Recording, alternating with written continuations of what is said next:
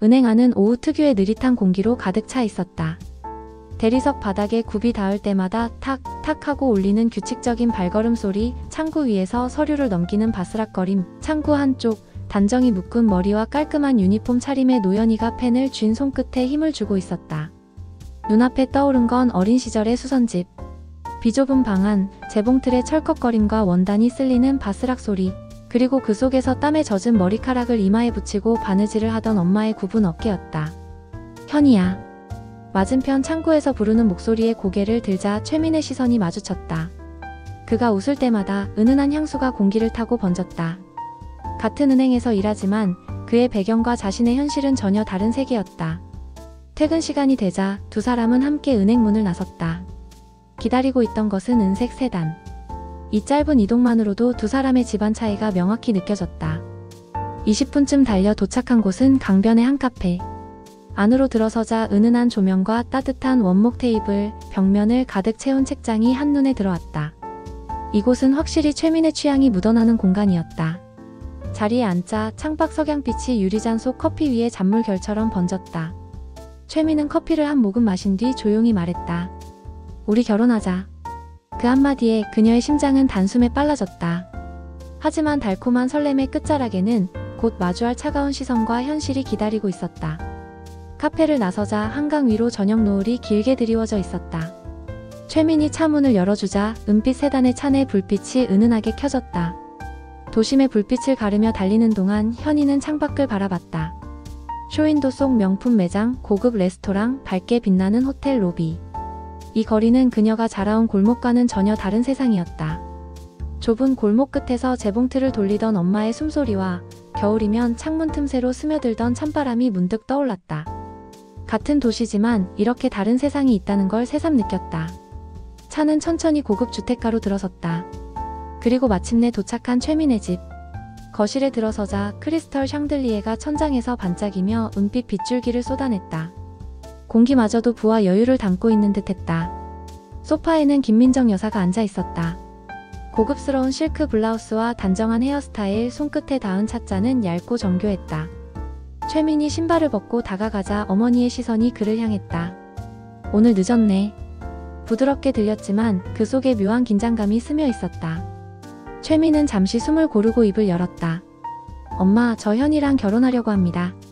짧은 정적 후 김민정의 표정이 굳어졌다. 그의 홀어머니 밑에서 자랐다며? 업둥이라는 얘기도 들었어.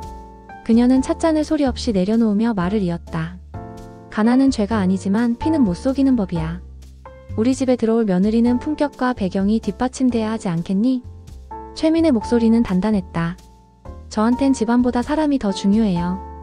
김민정은 짧게 한숨을 쉬며 등을 기대었다. 넌 사랑이라 말하겠지만 결혼은 현실이야. 현이와는 어울리지 않아. 순간 거실 한쪽에 걸린 가족 사진이 눈에 들어왔다. 사진 속 온화한 미소와 지금 이 공간을 감도는 냉정한 공기가 극명하게 대비되며 집안의 온도가 한순간에 내려간 듯했다. 다음날 오후 김민정은 오래된 친구를 만나기 위해 시내의 한 호텔 라운지로 향했다. 창가 쪽 테이블에 앉아있던 친구, 그리고 그 옆에 단정한 트렌치 코트를 입은 젊은 여자가 자리하고 있었다. 그녀가 바로 이서연이었다. 긴 머리를 부드럽게 늘어뜨린 채 차분한 미소로 김민정을 향해 고개를 숙였다. 서연이야. 미국에서 공부하고 돌아왔어. 패션 쪽 일을 하고 있지. 김민정의 친구가 자랑스럽게 소개했다. 서연의 말투는 차분했고 손동작 하나하나가 세련돼 보였다. 잠시 후 최민이 라운지에 들어섰다. 그는 약간 당황한 듯 고개를 끄덕이며 자리에 앉았다. 김민정은 부드러운 목소리로 말했다. 미나, 이쪽은 서연이. 예전에 내 대학 졸업식 때도 왔었지. 서연이 살짝 웃으며 말을 건넸다. 내 어머니께 얘기 많이 들었어요. 대화는 겉보기엔 평범했지만 최민의 마음은 불편했다. 그의 시선은 자꾸 창밖으로 향했고 그곳에는 잠시 후 만나기로 한 현이가 서 있었다. 김민정은 그 미묘한 시선을 놓치지 않았다. 하지만 아무렇지 않은 듯 서연에게 질문을 이어갔다. 일은 잘 돼가니? 패션업계는 경쟁이 치열하다던데. 서연은 고개를 끄덕이며 능숙하게 답했다. 그러나 최민의 마음속에는 다른 그림이 있었다. 은행 창구에서 묵묵히 일하던 현이, 퇴근길에 함께 걸으며 나누던 소소한 대화들, 그리고 그녀의 진솔한 웃음. 화려한 조명 아래 앉아있는 서연의 모습과는 달랐다. 김민정은 차를 한 모금 마시고 잔을 내려놓았다. 미나, 서연이 같은 애가 너한텐 잘 어울리지 않겠니? 그녀의 말은 부드러웠지만 그 안에는 분명한 의도가 담겨 있었다. 라운지의 따뜻한 조명 속에서 최민의 표정은 서서히 굳어갔다.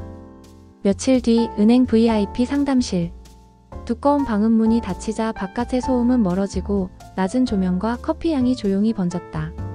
현이는 깔끔히 정리된 테이블 위에서 계좌 서류를 확인하고 있었다. 펜 끝이 종이를 스치는 소리만이 공기를 채웠다. 그때 맞은편에 앉은 VIP 부부의 대화가 귀에 들어왔다. 부인은 낮게 한숨을 쉬며 말했다. 여보, 이 회장님 댁 서연이 말이야 이번에도 사고 쳤다더군. 남편이 고개를 끄덕이며 맞장구 쳤다. 그 집도 참 고생이지. 김민정 여사랑 어릴 때부터 친구라던데 그래서 서로 집안끼리 자주 오간다잖아. 부인의 목소리가 조금 낮아졌지만 말 하나하나는 또렷했다. 이번엔 카드값이 몇백만 원 밀렸대. 남자 문제로도 말이 많고 그래도 겉으론 참 멀쩡하잖아.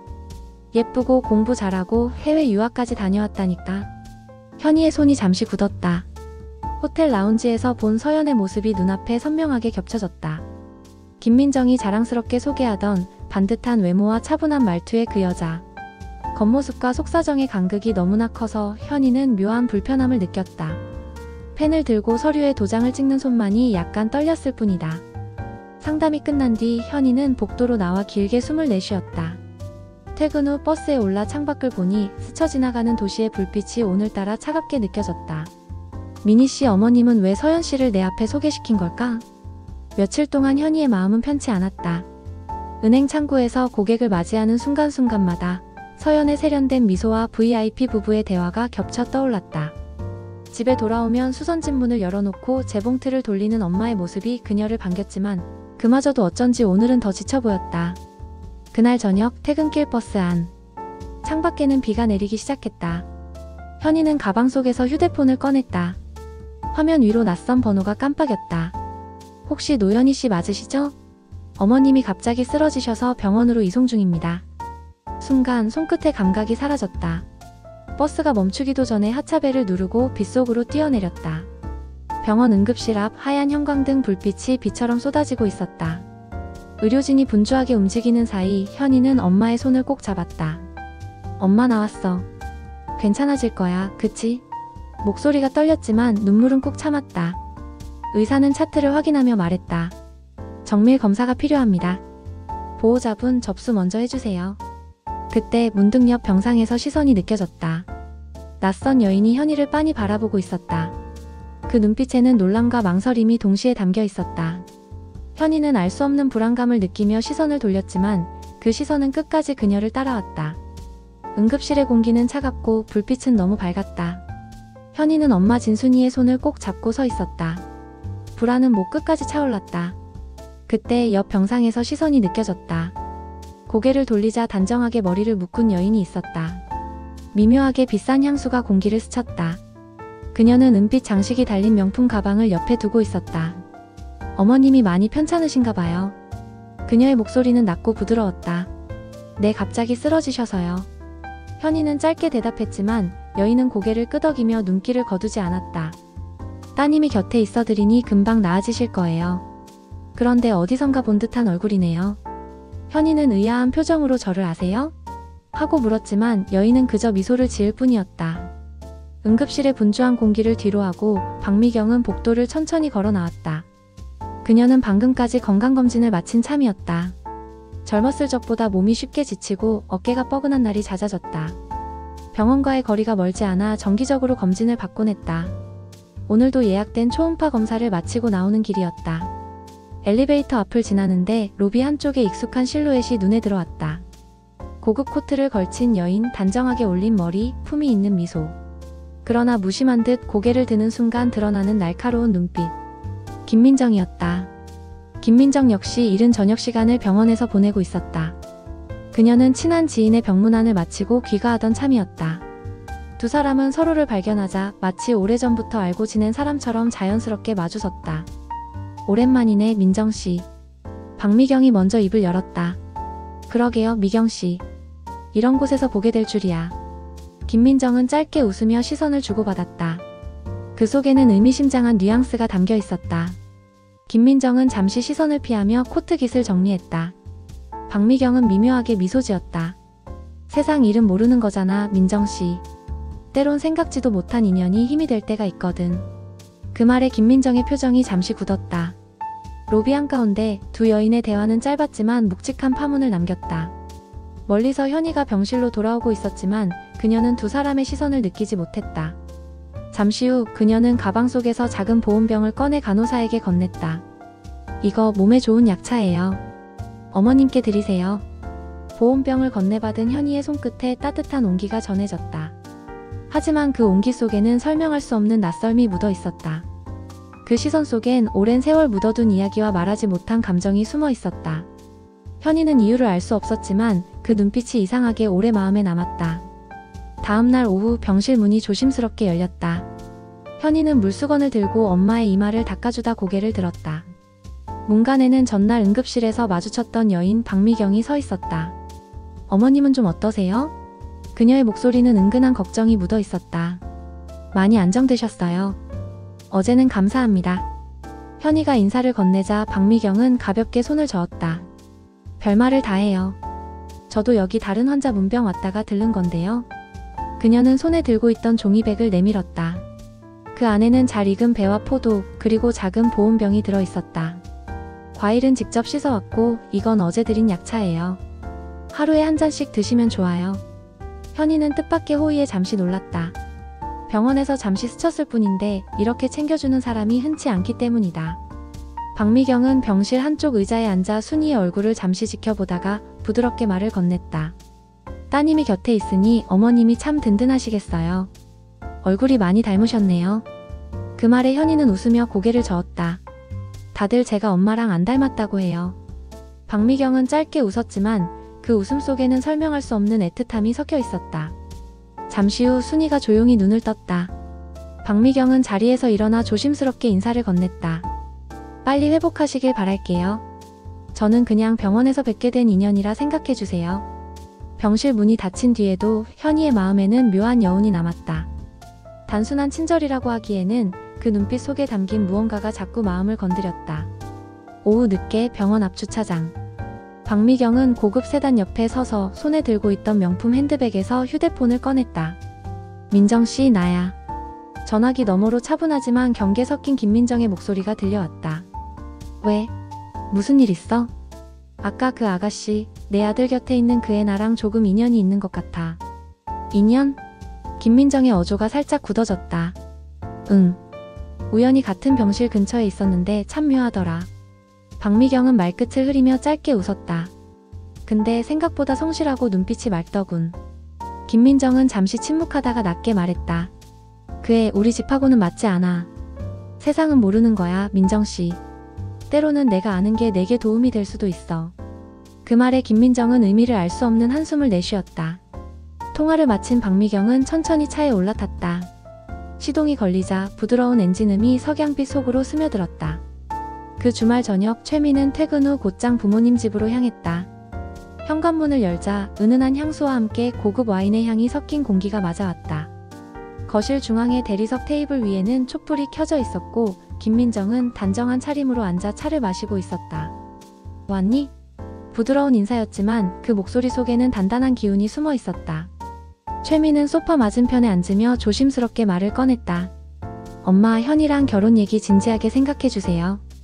김민정은 찻잔을 내려놓으며 고개를 저었다. 미나, 내가 어떤 마음인지 알아. 하지만 결혼은 단순히 좋아하는 마음만으로 되는 게 아니야. 사람이 중요한 거지 집안이 전부는 아니잖아요. 최민의 목소리가 조금 높아졌다. 아니, 집안이 전부는 아니지. 하지만 내 아버지 사업, 우리 가문이 명성, 그리고 네가 앞으로 서야 할 자리 그 모든 걸 감당하려면 옆에 있는 사람이 그 무게를 견뎌야 해.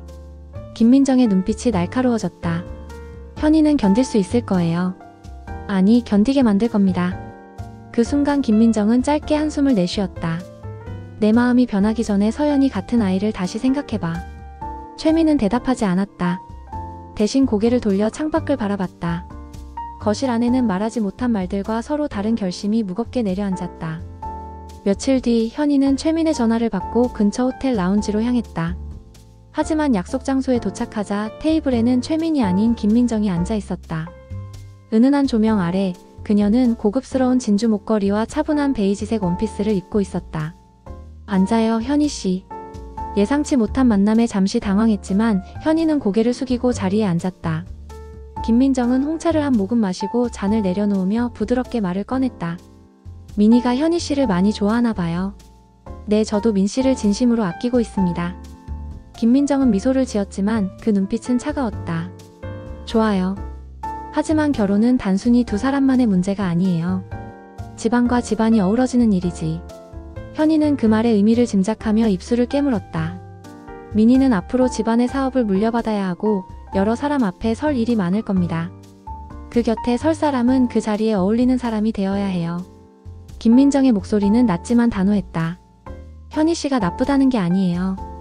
다만 우리 가문이 감당해야 할 무게를 현희씨가 짊어질 수 있을지 의문이군요. 순간 라운지의 잔잔한 음악이 멀어지고 현희의 심장 박동 소리만 또렷하게 들리는 듯했다. 저는 민씨 곁에서 어떤 어려움이든 함께할 준비가 되어 있습니다. 김민정은 짧게 미소 지었지만 그 미소 뒤에 숨은 뜻은 알 수 없었다. 그 마음이 오래가길 바라요. 다음날 오후 현희는 퇴근하자마자 병원으로 향했다. 병실 문을 열자 엄마 진순이는 가벼운 미소를 지으며 앉아 있었고 그 옆에는 낯익은 얼굴이 있었다. 왔구나. 순이가 반갑게 인사했다. 이분이 또 와서 나 좀 챙겨주셨다. 그분은 다름 아닌 박미경이었다. 오늘은 연한 회색 코트를 입고 목에는 부드러운 캐시미어 머플러가 둘려 있었다. 오늘은 직접 죽을 끓여봤어요. 병원 밥은 입맛에 안 맞으실 테니까. 그녀는 조심스럽게 테이블 위에 도시락을 올려놓았다. 순이는 고개를 끄덕이며 세상에 이렇게까지 챙겨주시니 고맙네요. 하고 웃었다. 현희도 미소를 지었지만 속으론 조금 의아했다. 이렇게까지 안 하셔도 되는데요. 박미경은 부드럽게 대답했다. 아픈 사람 챙기는 건 마음만 있으면 되는 거죠. 그리고 이상하게도 처음 봤을 때부터 낯설지가 않았거든요. 그 말에 현희는 잠시 멈칫했다. 낯설지 않다는 그 표현이 왠지 가슴속 깊이 울렸다. 잠시 후 세 사람은 함께 죽을 나누어 먹었다. 따뜻한 김이 피어오르고 식탁 위 공기는 한결 부드러워졌다. 김민정의 날카로운 목소리가 아직 귀에 맴도는 현희에게 이 순간만큼은 이상하리만치 편안한 시간이 찾아왔다. 다음날 저녁 순이가 검사를 받으러 잠시 자리를 비운 병실. 현희는 창가에 앉아 서류 가방을 정리하다가 문이 열리는 소리에 고개를 들었다. 박미경이 들어왔다. 오늘은 진한 네이비색 코트에 금장 단추가 달려 있었고 작은 꽃다발을 품에 안고 있었다. 이거 어머님 침대 옆에 두면 기분이 조금 나아지실 거예요. 현희는 감사 인사를 하며 물컵을 건넸다. 잠시의 정적 후 박미경이 창밖으로 눈길을 주며 조용히 말했다. 여기 오래 사셨나요? 네. 엄마랑 단둘이 제 기억이 있는 한 계속 살았어요. 박미경은 고개를 끄덕이며 마치 오래전 기억을 더듬는 듯한 표정을 지었다. 어머님이 참 강한 분 같아요. 혼자 아이를 키우는 건 쉽지 않은 일이니까요. 현희는 웃으며 대답했다. 그래서 더 감사하죠. 사실 저는 친엄마 아빠에 대해서는 아무것도 몰라요. 그냥 어릴 때부터 엄마 품에서 자랐으니까. 박미경의 손끝이 잠시 멈췄다. 혹시 누가 버린 아이라는 소문 들어본 적 있어요? 현희는 놀란 눈으로 박미경을 바라봤다. 그 얘기를 어떻게 아세요? 그 동네에 살던 사람이라면 다 알았을 거예요. 박미경은 부드러운 미소를 지었지만 그 눈빛 속에는 깊은 애틋함이 스쳤다. 그런데 가끔은 그 아이를 버린 사람도 평생 후회하며 살 수 있답니다. 그 말을 남기고 그녀는 조용히 자리에서 일어났다. 문이 닫히고 난 뒤 현희는 가슴 깊은 곳이 묘하게 저릿해오는 걸 느꼈다. 다음날 오전 순이는 간단한 검사를 위해 병실을 비웠다. 병실 안에는 현희와 박미경 두 사람만이 남았다. 현희씨 어제 했던 얘기 기억나요? 아이를 버린 사람도 평생 후회하며 산다는. 현희는 고개를 끄덕였다. 박미경은 손끝을 맞잡고 잠시 숨을 고르더니 낮고 떨리는 목소리로 말을 꺼냈다. 그 사람이 나예요. 순간 병실 안의 공기가 멈춘 듯 고요해졌다. 무슨 말씀이세요? 현희의 목소리는 믿기지 않는 듯 흔들렸다. 네가 태어났을 때 나는 너무 어렸어. 그리고 그때 나는 부잣집에 시집을 가야만 살 수 있다고 생각했지. 그래서 널 순이 시집 앞에 두고 돌아섰다. 박미경의 눈가가 젖어들었다. 그날 이후로 한 번도 내 얼굴을 잊은 적이 없어. 먼발치에서라도 내 소식을 들었고 네가 이렇게 잘 자라준 게 그저 고마웠어. 현이의 손이 천천히 무릎 위로 내려왔다. 마음속 어딘가에서 뜨겁고 차가운 감정이 동시에 몰려왔다. 왜 이제야 말하는 거예요? 박미경은 고개를 숙였다. 용기가 없었어. 그리고 지금이라도 말해야 내 곁을 지킬 수 있을 것 같았어. 그 순간 병실 문이 열리는 소리가 났다. 순이가 들어오고 있었지만 공기 속에는 방금 전의 무거운 고백이 여전히 남아있었다. 순이의 시선이 박미경과 마주치는 순간 공기 속에 묘한 긴장감이 흘렀다. 여기 계셨네요. 순이의 목소리는 낮고 차가웠다. 박미경은 의자에서 일어나 억지로 미소를 지었다. 검사 다 마치셨어요? 순이는 대답 대신 현이 쪽으로 다가와 어깨를 감싸며 말했다. 혹시 무슨 얘기 나눴니? 현이는 숨이 막히는 듯 잠시 망설였다. 엄마 이분이 제 친엄마래요. 그 순간 순이의 눈빛이 깊게 흔들렸다. 그러나 곧 단단한 표정이 얼굴에 내려앉았다. 이제 와서 무슨 자격으로 그런 말을 하는 거예요? 박미경의 목소리도 떨렸지만 물러서지 않았다. 나는 그 아이를 낳았어요. 그 사실은 변하지 않아요. 그럼 낳고 버릴 땐 뭐였는데요? 어린 나이에 힘들었다는 변명, 그 아이를 품에 안고 하루라도 살아본 적 없는 사람이 무슨 엄마랍니까? 순이의 말끝은 날카로웠다. 그날 이후로 매일 후회했어요. 멀리서라도 지켜봤어요. 박미경의 눈가에 눈물이 맺혔다. 현이는 두 사람 사이에서 시선을 옮기며 숨을 삼켰다. 순이의 따뜻한 손길과 박미경의 애틋한 눈빛이 동시에 가슴을 조여왔다. 순이가 마지막으로 단호하게 말했다. 이 아이는 내 딸이에요. 앞으로도. 병실 안은 숨소리마저 무겁게 가라앉았다. 그리고 그 정적 속에서 세 사람의 관계는 한 번도 경험하지 못한 갈등의 중심으로 들어가고 있었다. 그날 저녁 박미경은 병원 주차장에 세워둔 차 안에서 한참 동안 시동을 걸지 못했다. 휴대폰이 울렸다. 발신자는 김민정이었다. 미경씨, 내일 점심 어때요? 서연이 얘기도 있고 미니 문제도. 박미경은 잠시 침묵하다가 짧게 대답했다. 미니 문제라면 나도 한마디 해야겠네요. 무슨 뜻이죠? 김민정의 목소리에 미묘한 경계가 스쳤다. 그애 그러니까 현이 내가 생각한 것보다 강한 아이예요. 그리고 미니 곁에 서도 될 만큼 단단하더군요. 김민정은 가볍게 웃었다. 미경씨, 괜히 감정이입하지 마세요. 우리 집안에 맞는 사람은 따로 있으니까. 박미경은 차창 밖 어둠을 바라보며 낮게 말했다. 사람은 겉만 보고 판단하면 안 되죠. 나도 그걸 뼈저리게 배웠거든. 통화를 마친 뒤 그녀는 깊게 숨을 내쉬었다. 이번만큼은 내가 지켜줘야 해. 차의 엔진이 부드럽게 울리며 켜졌다. 그 주말 김민정은 근교의 한 프라이빗 레스토랑에서 저녁 자리를 마련했다. 창밖에는 잘 가꾼 정원이 보였고 테이블 위에는 은촛대와 크리스털 잔이 고급스럽게 놓여 있었다. 최미는 어머니의 초대라는 말에 현이와 함께 도착했지만 이미 테이블 한쪽에는 서연이 앉아 있었다. 어머, 미니씨. 서연이 화사하게 웃으며 자리에서 일어났다. 몸에는 브랜드 로고가 큼지막하게 박힌 원피스를 입고 있었고 손에는 새로 산 듯 반짝이는 명품 가방이 들려 있었다. 김민정은 은근히 흐뭇한 표정으로 둘을 번갈아 보았다. 다 같이 식사나 하자고 불렀어. 뭐 오해할 건 없고. 하지만 식사가 시작되자 서연의 행동은 점점 도를 넘었다.